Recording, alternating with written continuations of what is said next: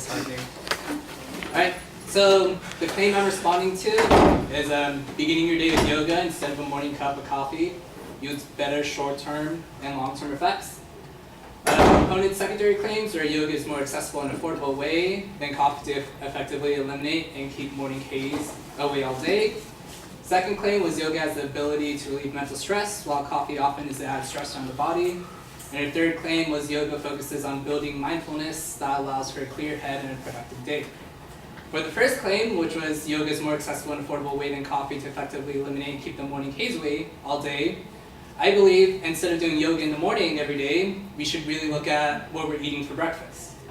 A survey done by Kellogg found that 54% surveyed would like to eat breakfast every day, but only 34% surveyed actually ate breakfast every day. Market research group NPD found that 31 million Americans choose not to eat breakfast at all.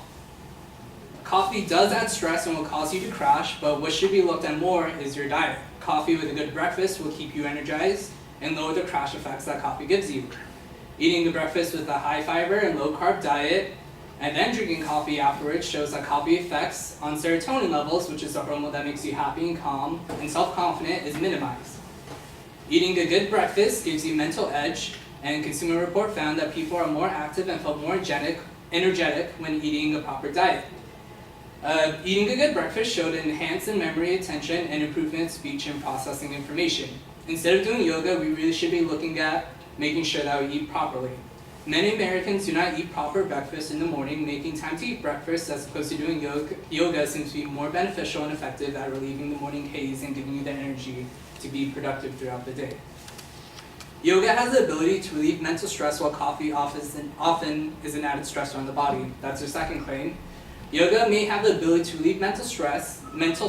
It is, however, a sport and form of exercise that is not for everyone and can be harmful if you're not careful.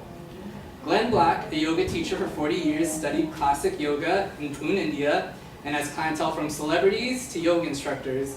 And he believes that the vast majority of people that should give up yoga altogether, vast majority of people that practice yoga should give up yoga altogether. It's simply too likely to cause harm, not just for students, but for celebrated yoga instructors as well, who injure themselves in droves because they have underlying physical weaknesses or problems that make serious injury all but inevitable. He also said yoga is for people in good physical condition, and it can be used therapeutically, and he says it's controversial to say, but it really shouldn't be used for general classes. In 2009, physicians and surgeons from Columbia University found that most related yoga injuries were lower back, shoulder, knee, and neck, as well as getting strokes, due to extreme bending and contortion resulting in some degrees of brain damage.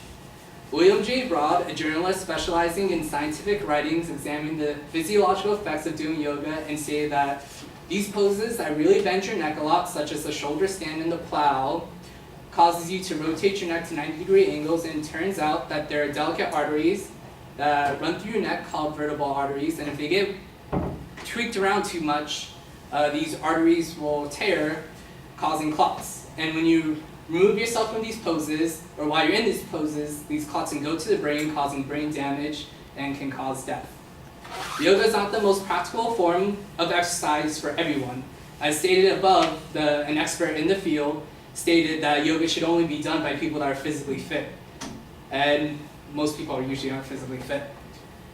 Her last claim was yoga focuses on building mindfulness that allows for a clear head and productive day.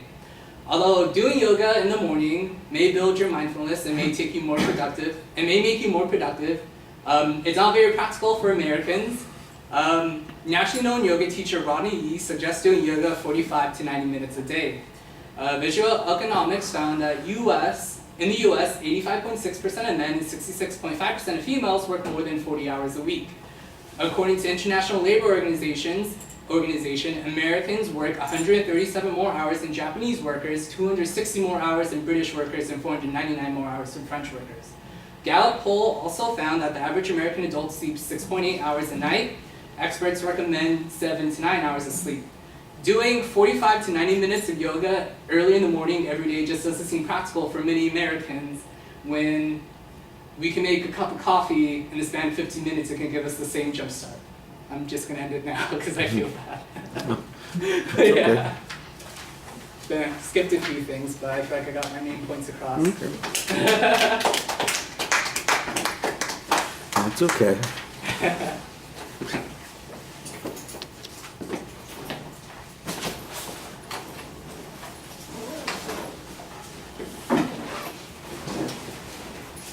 You guys don't have to hear him criticize me. You guys can just go.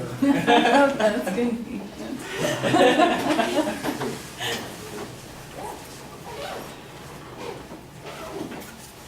And people are so silly.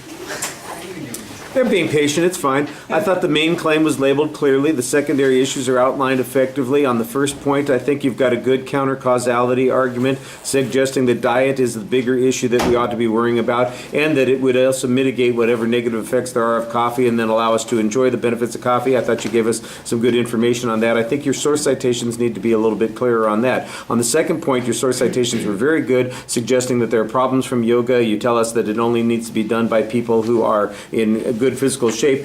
You do say that there's not a lot of us who are in that condition, and I think you probably want to have a piece of information that says that, so that it's more generalizable what you're talking about. And I thought that the negative kinds of issues about yoga were nicely explored. There's a good counterpoint that nobody was talking about before, and suddenly there's a reservation about why we might want to do yoga at all. You know, I'm not exactly sure I'm all down with the brain damage from the blood clots. That doesn't sound too good for me. And speaking of mindfulness, I did like the point that you said, look, 45 to 90 minutes a day, that's what you're going to do to be able to be benefited by yoga.